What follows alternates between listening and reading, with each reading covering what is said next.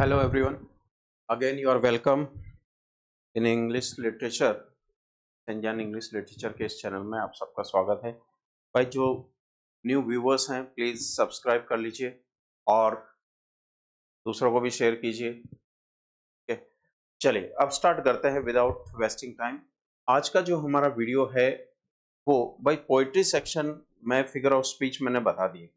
तो जैसे poetry section में फिगर ऑफ स्पीच होते हैं उसी तरह से लिटरेचर में प्रोज में भी कुछ डिक्शन और स्टाइल होते हैं।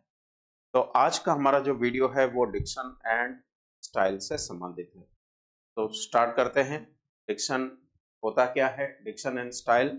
डेफिनेशन देखिए आपके सामने यहाँ पर। Diction in prose refers to the writer's choice of words, means उसे कौन से वर्ड्स यूज करने हैं एंड एक्सप्रेशंस, और कौन सी अभिव्यक्ति एक्सप्रेशंस यूज करने हैं टू कन्वे आइडियाज, जिससे वो अपने आइडियाज कन्वे कर सके, अपन को समझा सके, उसका क्या tone and meaning in prose writing, और प्रोज राइटिंग में उसका जो मीनिंग है, क्या कहना चाहता है, क्या किस टोन पे वो अपना वो प्रोज सेक्शन देना चाहता है, कौन से आइडियाज वो कन्वे करना चाहता है। All this things, the manner of writing, all this things are called diction. इसी को डिक्शन कहते हैं। तो एक तरह से कहा जाए तो शब्द शैली, हम इसे अगर हिंदी में बोले तो चॉइस ऑफ वर्ड्स, कौन से वर्ड्स उसे यूज करने चाहिए जिससे उसके जो एक्सप्रेशंस हैं बिल्कुल क्लियर हो जाए। अब ये कितने टाइप के डिक्शंस होते हैं, कितने टाइप के डिक्शंस होते हैं, तो यहाँ 9 टाइप्स ऑफ डिक्शंस आते हैं।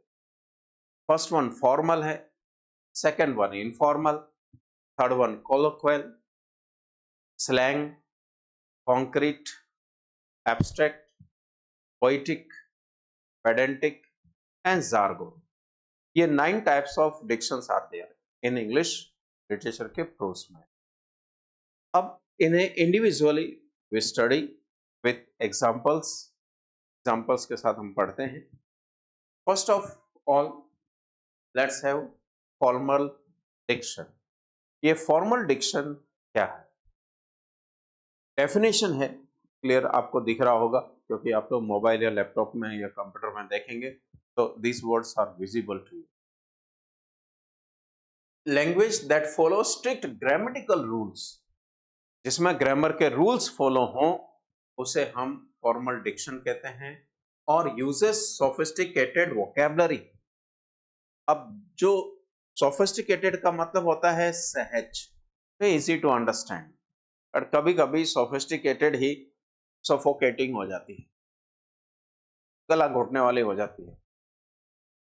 अब अगर ऐसे वर्ड्स यूज हों जिसमें बहुत हाइटन्ड वर्ड्स हों, या कहें कि पैसिव वर्ड्स हो, जो स्टूडेंट्स को डिक्शनरी या कोई ना कोई रेफरेंस या प्रोफेसर से पूछना पड़े, तो कभी कभी ऐसा भी हो जाता है। बट इन फॉर्मल डिक्शन के अंदर जो प्रोज राइटर्स हैं they use formal words that are easily understandable, जिन्हें हम आसानी से समझ सकते हैं।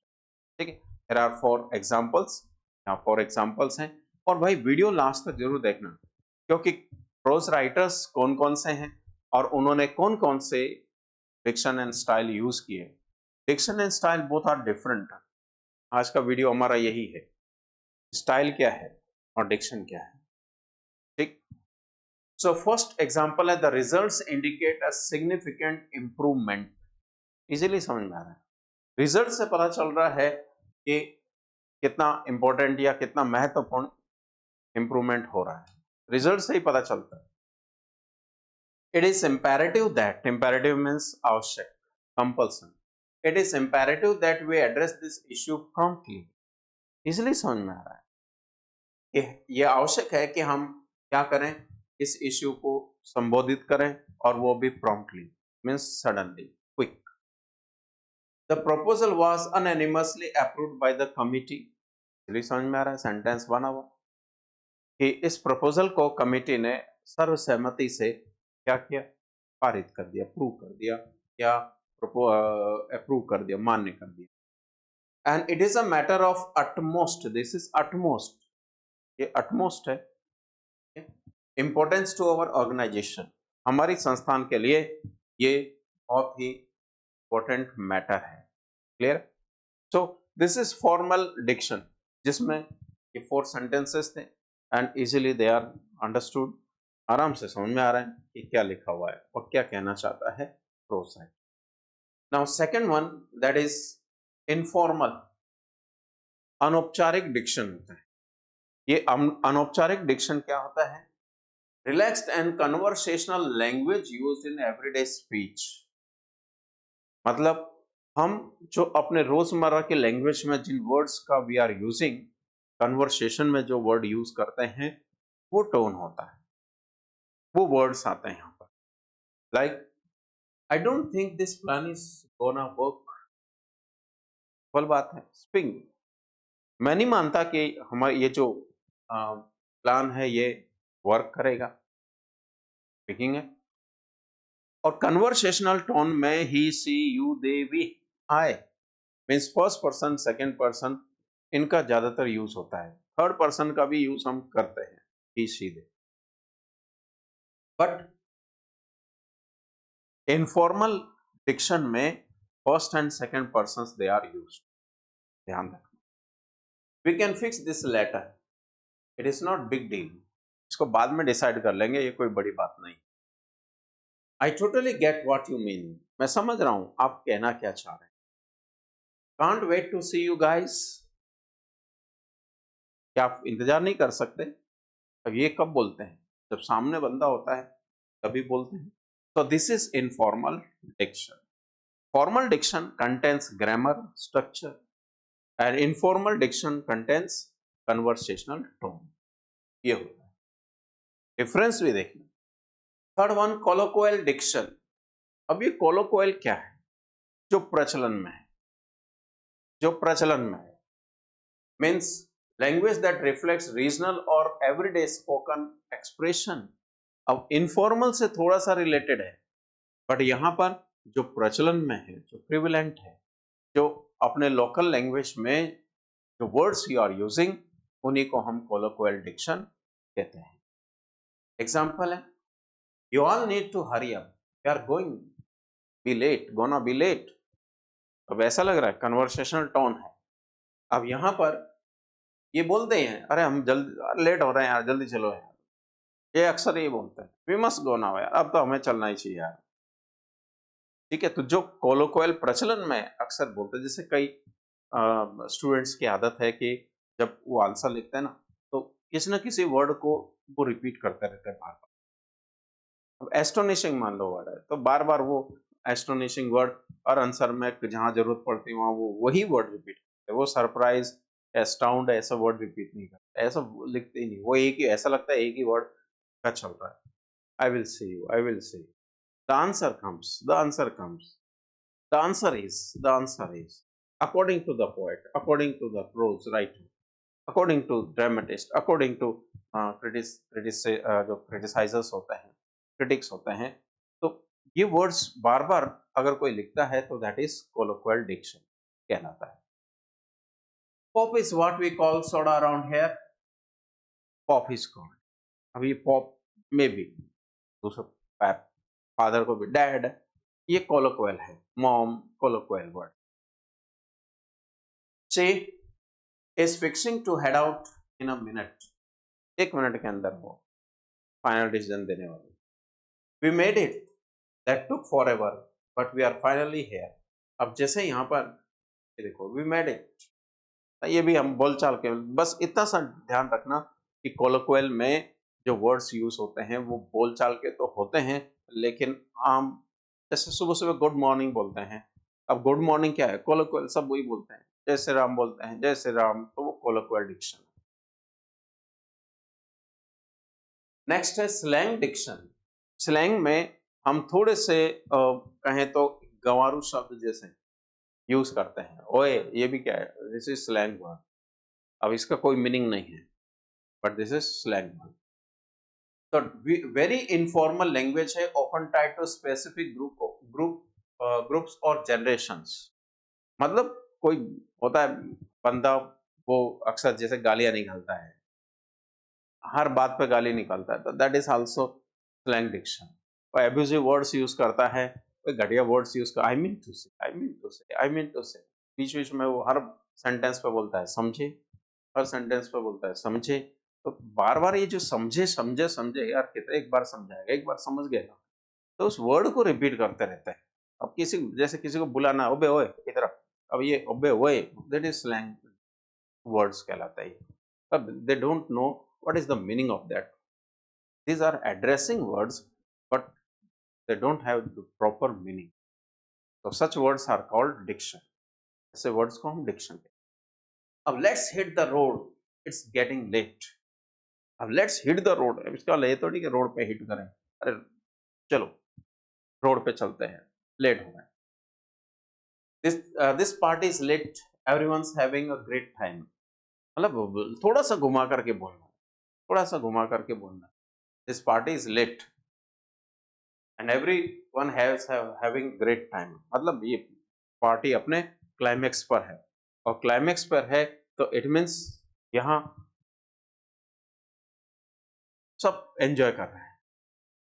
फिर no way, you have got to be kidding me, that's video was hilarious, I can't stop laughing.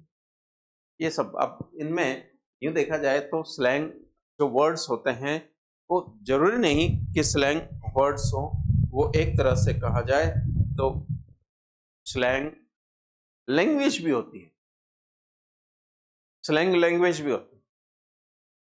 ठीक, तो यहां पर अब ये स्पीकिंग से रिलेटेड है, बस थोड़ा सा ये है कि ये रेस्पेक्ट जिसमें ना हो, चाहे फ्रेंड हो चाहे एल्डर्स हो, अगर उनके सामने रेस्पेक्ट रेस्पेक्टेबल वर्ड्स या लैंग्वेज आप यूज नहीं कर रहे हो, तो दैट इज स्लैंग डिक्शन, वो स्लैंग डिक्शन है।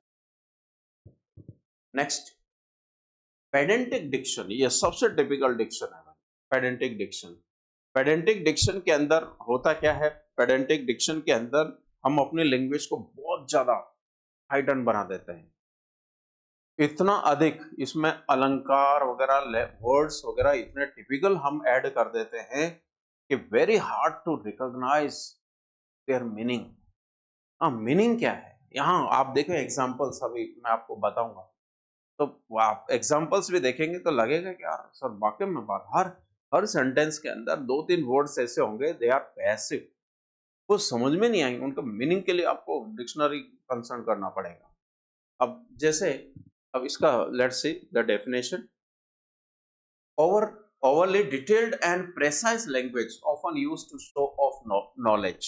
मतलब वही बात आती है, शेखी बगाड़ने वाली जहां बात आती है, जहां लगता है कि यस नॉलेज, वाकई में नॉलेज है। अब अगर मैं कहूं आई रिक्वेस्ट यू तो समझ में आता है, अब अगर ये कहूं आई बिसिच यू तो थोड़ा सा लग जाता है, सर ये बिसिच क्या है। आई प्री दी, मिस्टर सिग्न्योर, अब ये वर्ड्स लग रहे हैं कि यार सर ये कौन सी लैंग्वेज है, अरे भाई ये पेडेंटिक लैंग्वेज है। तो पेडेंटिक लैंग्वेज के अंदर आपको जो वर्ड्स मिलेंगे दे आर वेरी पैसिव, मतलब अननोन वर्ड्स होंगे, लाइक एग्जांपल्स देखें, लेकिन प्रेसाइज होंगे, सटीक होंगे वहां पर। somebody says it is his luck and somebody says it is his destiny। अब लक और डेस्टिनी तो भाई सेम ही तो है, अब लक की जगह डेस्टिनी लगा दिया। Today I am in मेलनकली mood, मेलनकली mood तो सीधा बोलो आई एम इन सैड मूड, ये बोल दो ना सीधा, बट नहीं, अपने ज्ञान का बखान करना है ना, तो that is called pedantic diction होता है। So the precipitation level recorded was precisely इतना मल्टीमीटर्स। अब प्रेसिपिटेशंस का जो लेवल है, तब पसीने का ह्यूमिडिटी का जो लेवल है वो इतना बढ़ गया है कि लगभग इतना मिलीमीटर। तो अब यहाँ ये जो वर्ड है प्रेसिपिटेशन, इसकी जगह ह्यूमिडिटी वर्ड यूज कर लो ना, एवरीबडी नोज द मीनिंग, पढ़ना ही पेडेंटिक स्टाइल यूज करना है। हर अटायर, उसकी जो वेशभूषा है, रिफ्लेक्टेड क्या, इम्पेसेबल सार्टोरिकल चॉइस। इम्पेसेबल मतलब एक कहे तो बिल्कुल सिंपल सोबर, निर्दोष, मासूम, ऐसे उसके जो कपड़े हैं वो उसने पसंद किए हैं और वो बता भी रहे हैं, मतलब ड्रेस उसका जो है वो शो कर रहा है कि वो उसकी चॉइस क्या है। और as evidenced by meticulous stitching, और ऐसा ये सबूत भी है कि कितने सावधानी से, मेटिकुलस सावधानी से स्टिच किया हुआ है। अब यहाँ पर ये देखो, मेटिकुलस, अटायर, इम्पेसिबल, सार्टोरिकल, ये वर्ड्स ऐसे हैं जो हो सकता है जो वीडियो देखे वो स्टूडेंट्स ने ना सुने हो। I am telling you the meaning, and in every video you will find ऐसे कुछ अगर वर्ड्स मिलते हैं तो you will find that this person is showing the meaning. मैं ये सोच करके वीडियो बनाता हूँ कि शायद ऐसा भी स्टूडेंट होगा जिसको समझ में लिटरेचर थोड़ा सा कम आए, क्योंकि एक ऐसी भी एक इंसिडेंट थी कि फर्स्ट ग्रेड स्टूडेंट्स एग्जाम दे रहे थे, फर्स्ट ग्रेड वाले, तो देवर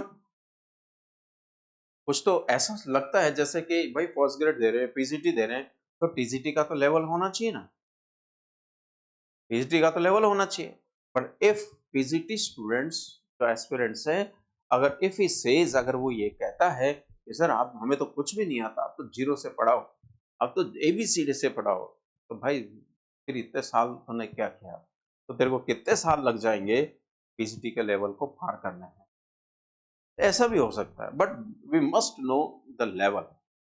आपको 10th पास करना है तो 12th का लेवल तो थोड़ा बहुत होना चाहिए, 12th पास करना है तो थोड़ा ग्रेजुएट लेवल होना चाहिए, मीन्स एक फीट थोड़ा सा ऊंचा लेवल होना चाहिए।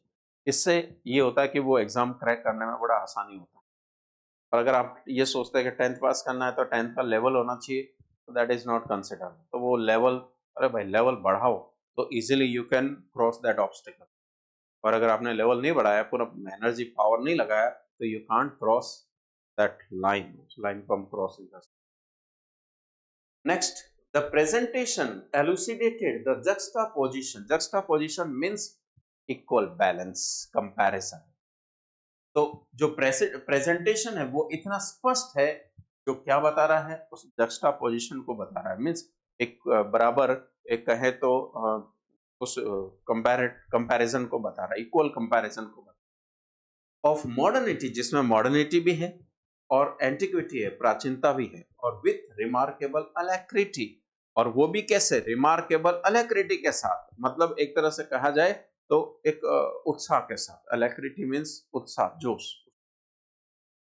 The experiment aimed to ascertain the efficacy of the pharmacological compound। अब ये फार्माकोलॉजिकल मतलब जो मेडिसिन रिगार्डिंग जो स्टडी होती है उसको बोलते हैं। तो कंपाउंड एक्सपेरिमेंट, इसका जो एम है वो क्या करना है, पक्का करना है। और किस चीज को पक्का करना है, उस एफिकेसी को, उस प्रभावशीलता को पक्का करना है। एफिकेसी का मतलब एक तरह से प्रभावशील, उसको पक्का करना है। अब देखिए आप इसी इसी में 4 एग्जांपल्स के अंदर ही you will see so many words that you don't know. आप जानते ही नहीं हो, मीनिंग नहीं जानते हो, सकता तो कुछ लोग जानते हो जिनका लेवल थोड़ा सा है तो वो लोग जानते हो। तो this is called pedantic style, या सॉरी पेडेंटिक डिक्शन। तो पेडेंटिक डिक्शन में सच ऐसे वर्ड्स दे आर यूज्ड, वो यूज किया। नाउ कॉन्क्रीट डिक्शन क्या होता है? Concrete diction a specific, clear, exact word choice होता है that appeals to the 5 senses and creates a vivid picture in the reader's mind। मतलब हमारे सेंस ऑर्गन से रिलेटेड ही वर्ड्स वहां पर यूज किए जाते हैं, उसी को कॉन्क्रीट डिक्शन कहा जाता है। अब जैसे the red rose smelled sweet, ये बात अंडरस्टूड है, लाल गुलाब की गंध मधुर होती। The cold wind burst my face, और जो ठंडी हवा है उसने मेरे चेहरे को साफ कर दिया, मेरे चेहरे पर सनसनाती हुई बह रही।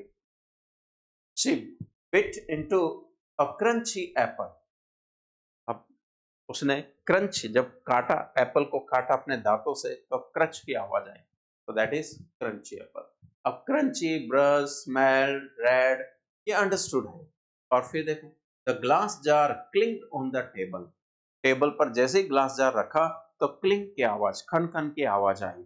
अब यहाँ ये जो देख रहे हैं आप, रेड कलर में जो वर्ड्स लिखे हैं, इन वर्ड से you can understand what the word related to, वो किससे संबंधित है वर्ड, ये हमें पता है। तो जहां ऐसा पता चल जाए it means concrete diction is there. Next, abstract diction. Abstract diction, language that conveys concepts, emotions, ideas rather than concrete or specific details। मतलब जहां भाववाचक की बात हो, जहां इमोशंस की बात हो, भावनाओं की बात हो, उसे हम एब्स्ट्रैक्ट डिक्शन कहते हैं। I felt a profound sense of happiness. Profound sense, गहन खुशी की समझ मैंने महसूस की। He was burden bye regret, दुख के साथ। अब देखो, प्रोफाउंड है, बर्डन है, ये प्रोफाउंड क्या, हैप्पीनेस, सेंस ऑफ हैप्पीनेस, तो हमारी इंद्रियों से संबंधित है। रिग्रेट, पछतावा, हमारी इंद्रियों से संबंधित है, हमारे मन से संबंधित, उसका बोझ उसने महसूस किया। The speech resonated with hope, और जो भाषण था वो उम्मीद से कैसा था, वो भरा हुआ था। तो रेजोनेटेड का मतलब होता है एक तरह से फुल ऑफ, कहे तो भरा हुआ। फिर it is a matter of justice and dignity, अब ये न्याय और सम्मान की बात है। तो जो हमारी भावनाओं से संबंधित बातें होती हैं, ऐसे में जो वर्ड्स दे आर यूज्ड, उन्हें हम एब्स्ट्रैक्ट डिक्शन कहते हैं। Next, poetic diction. नाम से पता चल रहा है पोएटिक डिक्शन, जहां फिगर ऑफ स्पीच बहुत ज्यादा यूज हो, that is poetic diction. Lyrical and figurative language use to create imagery and evoke emotions, जिससे हमारे इमोशंस जागृत हो। The moon light dance upon the tranquil sea, शांत उस सागर में चंद्रमा की रोशनी वो नाच रही है। Her voice as sweet as a song echoed throughout the night, मतलब प्रोज में भी अगर आप फिगर ऑफ स्पीच यूज कर रहे हो, इट मींस पोएटिक डिक्शन हो गया, सीधी सी बात है। The morning dew glistened on the verdant meadow, verdant का मतलब होता है बिल्कुल, वर्डेंट मीन्स बिल्कुल, मिडो का मतलब चारागाह, हरा भरा। तो हिज हार्ट वाज अफ्लेम, उसका हृदय क्या हुआ, अफ्लेम हो गया, उसमें ज्वाला आ गई। विथ अ पैशनेट लॉन्चिंग के साथ, एक भावनाओं की इच्छा के साथ। लॉन्चिंग मीन्स इच्छा। तो दिस इज पोएटिक डिक्शन। तो अभी मैंने जो 4 एग्जांपल्स मैंने पढ़े, इन 4 एग्जांपल्स में यू विल सी कुछ फिगर ऑफ स्पीच यूज हुए, और जहां फिगर ऑफ स्पीच यूज हो वो पोएटिक डिक्शन हो जाता है। जार्गोन डिक्शन, जार्गोन क्या, specialized terms and language used by professionals in a specific field। मतलब टेक्निकल टर्म्स अगर यूज हो रहे हैं, इट मींस जार्गन डिक्शन है। जैसे मेडिकल में the patient requires a CT scan, scan medical से संबंधित। The contract includes a force mature close, अब ये जो वर्ड है mature, force mature close, close का मतलब होता है कोई कानून, कोई लॉ, ऐसा हम उसको कह सकते हैं। तो एक घटना, मैच्योर मींस घटना। Computing please encrypt the data before transmission, मतलब उसे ट्रांसमिशन करने से पहले डेटा को क्या करो, एनक्रिप्ट करो, मीन्स चुपचाप सेव कर लो। Financial, the client has a diversified portfolio, तो जो रिलेटेड वर्ड्स हैं, चाहे वो साइंटिफिक वर्ड्स हों, चाहे वो टेक्निकल टर्म्स हों, if they are used in prose, it means jargon diction is there. Next, I think diction complete हो गया। नाउ स्टाइल क्या है, भाई डिक्शन में वर्ड इज यूज्ड, किस टाइप के वर्ड्स यूज होते हैं, बट डिक्शन के अलावा स्टाइल क्या है। Style in prose refers to the distinctive manner, किस तरीके से लिखा जाए, in which a writer expresses ideas through language. It includes the choice of words, sentence structure, tone, rhythm, imagery, rhetorical devices that shape the overall effect of the writing। मतलब जो उसने word use किए हैं और जिस language में या कहे जिस स्ट्रक्चर का जो उसने यूज किया है, उसको किस शैली में यूज करना, दैट इज स्टाइल, वो स्टाइल होती है। एंड 4 स्टाइल्स आते हैं। सबसे पहला देखो expository, second one descriptive and narrative और परसुएसिव। ये होता है परसुएसिव मतलब कन्विंस करना। अब सबसे पहले वी टेक एक्सपोजिटरी स्टाइल क्या होता है? Clear and straight forward style होती है writing use to explain, inform और डिस्क्राइब फैक्ट्स एंड आइडियाज। मतलब क्लियर स्टाइल में हम लोग अपने इन वर्ड्स को यूज करते हैं, अपने पैटर्न को यूज करते हैं, स्टाइल को। अब जैसे photosynthesis is the process by which plants convert sunlight into energy, that is expository style. The water cycle includes process such as evaporation, condensation and precipitation। पूरा एक ही बार में समझ में आ गया। Water cycle. A healthy diet includes a balance of proteins, carbohydrates and fats। The internet is a global network that allows computers to communicate with each other। आप देखिए style क्या है, टेक्निकल टर्म्स हैं, तो स्टाइल जो है वो भी टेक्निकल टर्म्स से ही है। तो दिस इज एक्सपोजिटरी। तो एक तरह से क्लियर एंड स्ट्रेट फॉरवर्ड कहना, तो दैट इज एक्सपोजिटरी। एक्सपोज करना, अपने आइडियाज को एक्सपोज करना, क्लियरली बोल देना, तो that is expository style. Next one, descriptive style. Descriptive style में a vivid and detail rich style of writing used to describe scene, characters and sensory experiences। लगातार बोलते बोलते पढ़ाते पढ़ाते आवाज भी बड़ी वो स्लिपरी हो जाती है, वर्ड ही कई बार प्रोनाउंस नहीं हो पाता है। तो इसमें एक विविड एंड डिटेल तरह से विभिन्न प्रकार के और डिटेल में समझाया जाता है। जैसे sunlight filtered through the rustling leaves of the ancient oak, थोड़ा सा पोएटिक स्टाइल आ रहा है। She brushed her hand over the smooth velvet fabric of the chair। The waves crashed against the rocky shore, spraying a cool mist। A sweet aroma of blooming roses filled the garden। कुछ ऐसा नहीं लग रहा poetic style जैसा लग रहा, like poetic style. तो descriptive में थोड़ा सा विस्तार से बताते हैं, पोएटिक मतलब एक तरह से जैसे कहें तो किसी से कहें कि भाई चाय लेके आ जाओ, अब उसकी बजाय अगर आप पूरा विस्तार से बताते हैं, जैसे हरी हरी वादियों से, छोटी छोटी पहाड़ियों से, छोटे छोटे पौधों पौधों के पत्तों को काट कर सुखाकर, उसके बाद पानी को गर्म करके उसमें उन्हें डालकर और दूध शक्कर मिश्रित युक्त हृदय ज्वलनशील पेय पदार्थ पेश कीजिए। अब अगर इस तरह से बोलेंगे यार, आप सीधे उससे बोल दो ना चाय चाहिए, but this is the whole description you are giving, it means descriptive style is there. Next, narrative style. Narrative में तो जैसे कि कोई इंसिडेंट, कोई नरेटिव हम बता रहे हैं, कोई घटना बता रहे हैं, that is narrative style. A story telling style है writing use to narrative events और अ टेल अ स्टोरी। तो कोई भी स्टोरी टाइप में अगर प्रोज लिखता है तो that is narrative style. Sarah walked to the old oak tree and sat down beneath its sprawling branches, sprawling फैली हुई branches के नीचे वो बैठ गई। Suddenly the lights flickered and the room fell into darkness। जैसे अचानक लाइट चली गई और अंधेरा छा गया। David raced down the street, his heart pounding with each step। Gentle breeze carried the scent of salt water and pine through the air। मतलब जैसे कोई घटना बता रहे हो, और कोई भी घटना जब इस तरह से बताई जाती है और अंधेरा छा गया और मैं वहां अकेला बैठा रहा, उस कब्र के पास में बैठा रहा, मैंने देखा जो प्लोमैन है वो भी अपने प्लोड मतलब उस रास्ते से, टायर्ड रास्ते से चलता हुआ, उसके पीछे अंधेरा भी आता हुआ, के कैटल भी चलते हुए और मुझे अंधकार में छोड़ते हुए मैं बैठा रहा और सोचता रहा, ये जो कब्रें हैं, ये कब्रें बाहर क्यों हैं, चर्च यार्ड से बाहर क्यों? क्योंकि चर्च के उस बाउंड्री में, कंपाउंड में रिच पीपल्स वर ग्रेव्ड, उन्हें वहां दफनाया गया। बट जो गरीब हैं, जो पुअर स्ट्रिकन है, अनलकी है, दे आर बरीड हियर, उन्हें यहाँ दफनाया। कहानी बता रहे हैं, तो this is narrative style.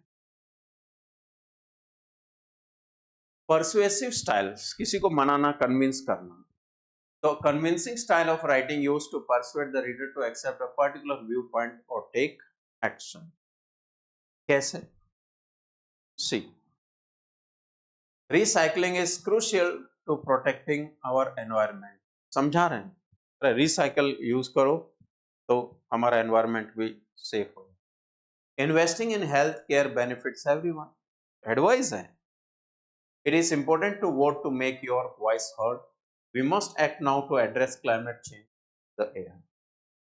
Means ये जितने मैंने डिक्शन के डेफिनेशन विथ एग्जांपल्स बताए, पर्स और जो स्टाइल हैं, उन कितने टाइप की स्टाइल होती है, उन सब के डेफिनेशन एंड एग्जांपल्स बताए। आपको क्या करना है, उन्हें note them down in your register, और उसके बाद फिर देन सी द डिफरेंस क्या है। नाउ ये तो हुई डिक्शन एंड स्टाइल की बात।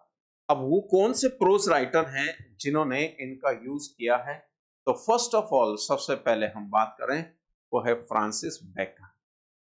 फ्रांसिस बेकन ने एफोरिस्टिक स्टाइल यूज की है। एफोरिस्टिक स्टाइल क्या है? Concise, pithy and wise saying in a compressed form.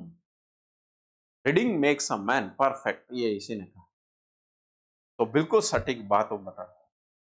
और एफोरिस्टिक स्टाइल की जो विशेषता है वो है शॉर्ट एंड क्रिस्प सेंटेंसेस होते हैं, डीप मॉरल लेसन होता है, फिलोसॉफिकल एंड प्रैक्टिकल विजडम होता है, यूनिवर्सल ट्रूथ होता है, और फॉर्मल डिक्शन भी उसने यूज किया है, जिसमें elevated and learned words, logical rational language, abstract and philosophical terms, ये सारे सब उसने पैटर्न यूज किए हैं।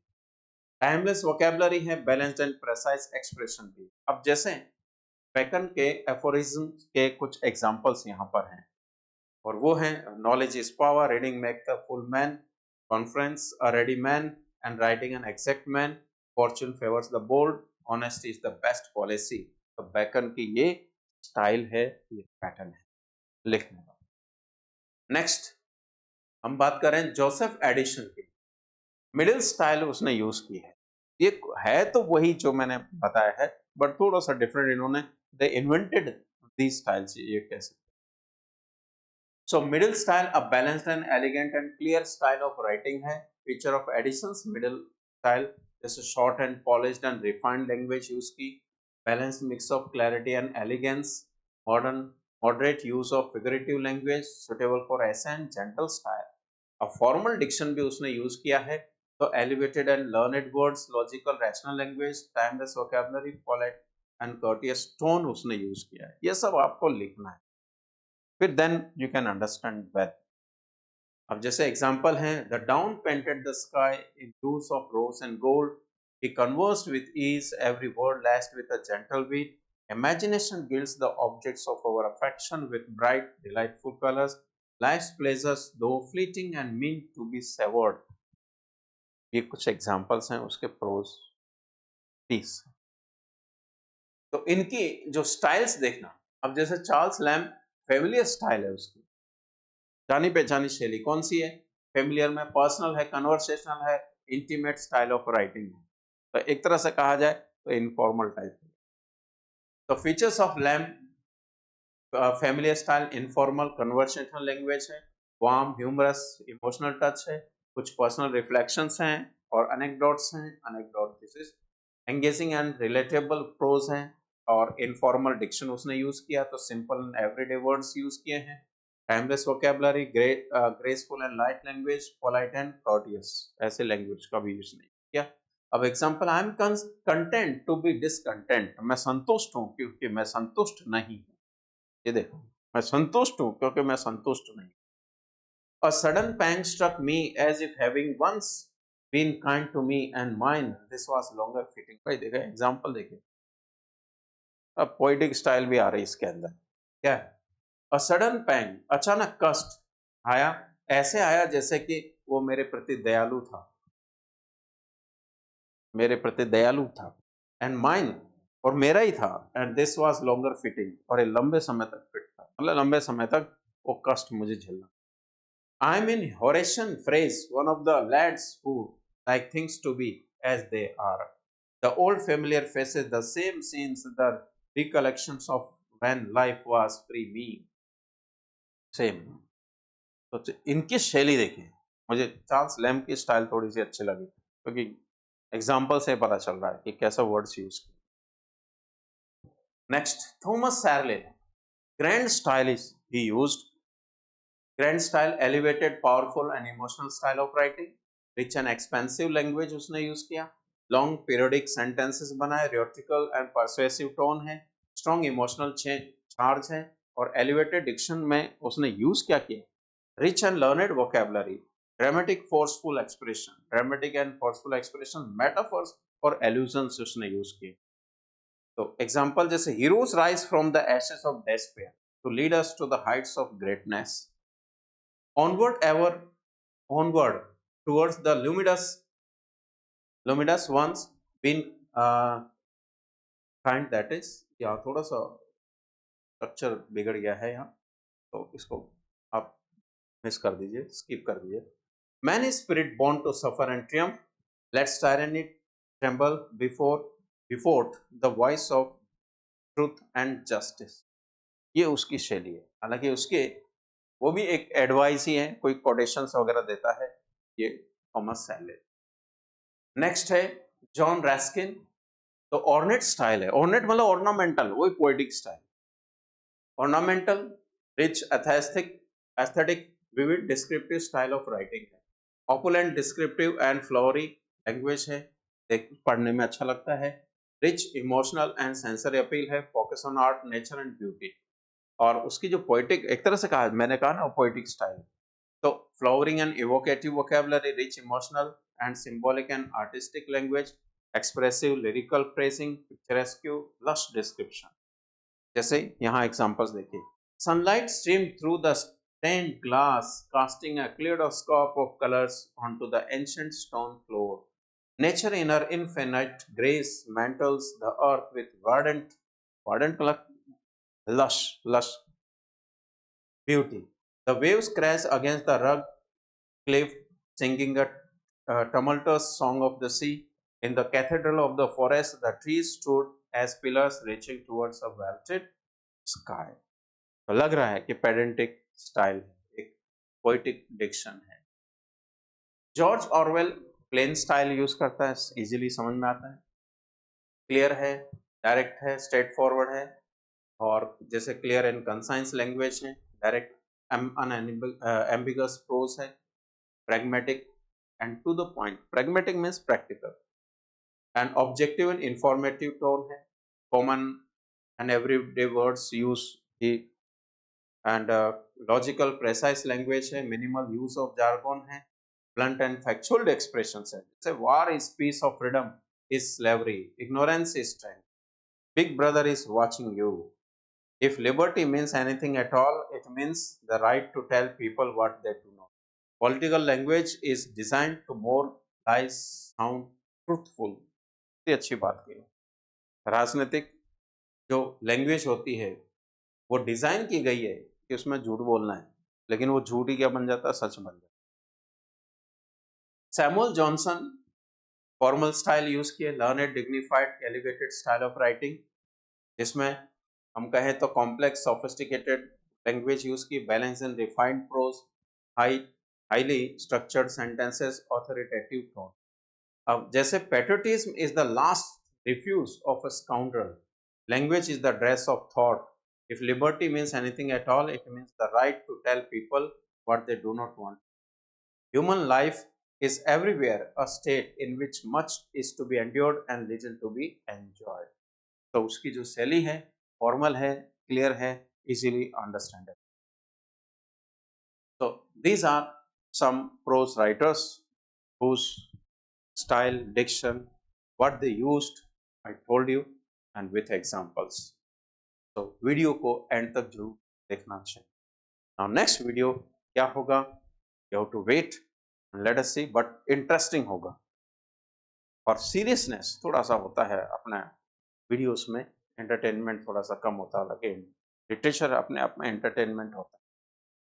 सी यू, टाटा, बाय बाय, और सब्सक्राइब कीजिए, शेयर कीजिए, and till and watch videos.